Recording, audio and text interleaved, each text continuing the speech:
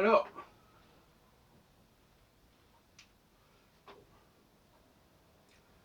la question de l'anglais et du français est extrêmement féconde. Je vais vous parler aujourd'hui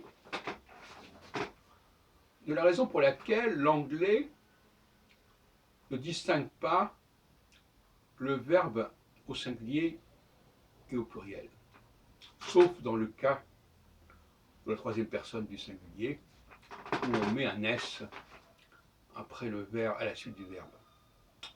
Et globalement, c'est comme ça que ça se passe. I eat, we eat.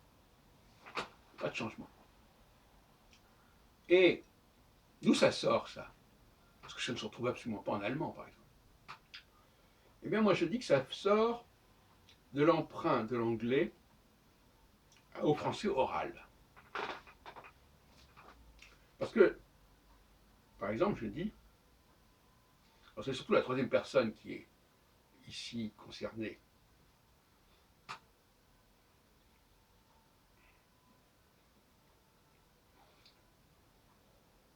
Il mange. Quand on dit il mange en français, on ne sait pas si on parle d'un singulier ou d'un pluriel à l'oral. Le S qui marque le pluriel de il mange ne s'entend pas, donc c'est la troisième personne plurielle, et le ENT qui termine la forme ne s'entend pas non plus. Et donc je pense que c'est sur cette base-là que l'anglais s'est aligné de cette manière, avec les points que j'ai signalés pour la troisième personne et qui sont finalement assez anecdotiques. Donc, l'anglais a opté pour cette formule de la neutralité relative du verbe sur la base non pas de l'écrit français, mais de l'oral français. Et on en reviendra tout à l'heure sur cette question de pourquoi le français lui-même ne prononce pas, pourquoi le français à l'oral ne fait pas de distinction, mais il en fait très nettement à l'écrit. Et je voudrais faire une petite parenthèse à propos de l'adjectif qui connaît le même sort en anglais, puisque l'adjectif en anglais n'est pas différent au singulier et au pluriel. Eh bien, quand on regarde le modèle français, on s'aperçoit, parce que ce n'est pas du tout comme ça en allemand, qu'il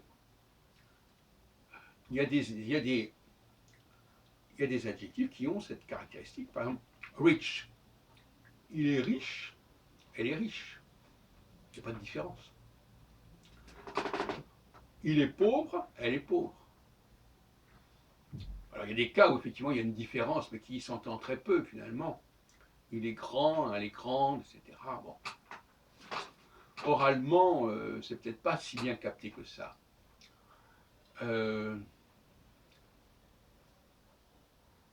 Donc, selon moi, là encore, c'est l'oralité du français qui aura marqué la neutralité, qui aura influé sur la neutralité de l'adjectif en anglais. Par exemple, sincere. Sincere, sincère, se dit en français, en anglais, en français, ça se dit pareillement pour le masculin et le féminin. Elle est sincère. Elle est juste. Elle est honnête. Les exemples abondent, qui peuvent très bien avoir conduit l'anglais, dans son alignement sur le français, à opter par une conception neutre de la chose. Et d'ailleurs, en français, dans certains cas, c'est effectivement neutre. Sincère, c'est sincère, dans les deux cas. Donc on va dire que l'anglais se caractérise par cette neutralité de l'adjectif, puisque le français le pratique aussi. Pas totalement, mais il le pratique aussi.